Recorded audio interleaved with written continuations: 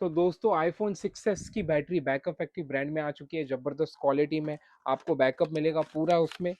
देखो, हेल्थ का मैं आपको शो नहीं कर सकता, बता नहीं सकता कि उसमें हेल्थ शो करेगा कि नहीं करेगा, बट हाँ, इसमें जो बैकअप आपको देगा वो बड़ा तगड़ा देगा। ये आप देख सकते हो बैकअप फैक्ट्री का ब्रांड है, और ये सेल का भी मैं वेट करके दिखाता हूँ। वेट मशीन चालू है, ग्राम में रखा है, ये रख दी बैटरी मैंने।